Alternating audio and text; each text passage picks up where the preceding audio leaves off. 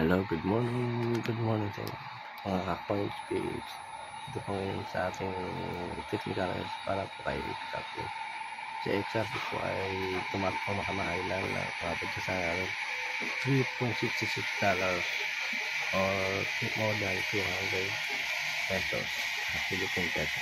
So, ito po yung ating chart natin ngayon. Ipapakita natin at tingnan natin kung may tataas pa si XRP.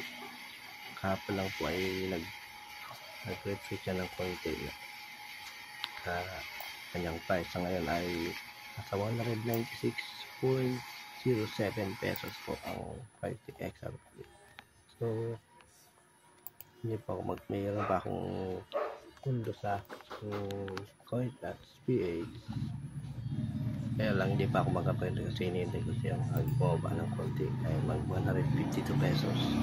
So maghintay muna tayo mga coin kasi once po na approve yung XRP ETF ay baka po pinalumad si XRP at abutin niyang $4 or $5.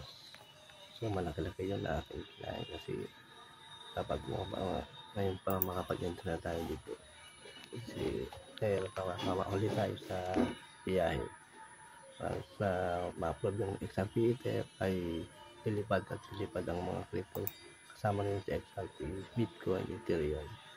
So maka-coin space maghintay tayo muna tayo ng buwan account. Huwag tayong basta-basta mag-trade nasa baka maipit tayo. So yung mga balita ko sa atin na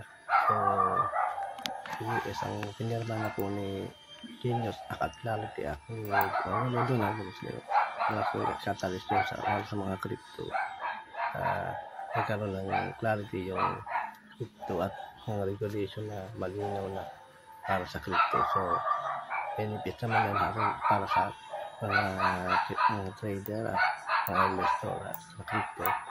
So maganda po yan at okay na po yan.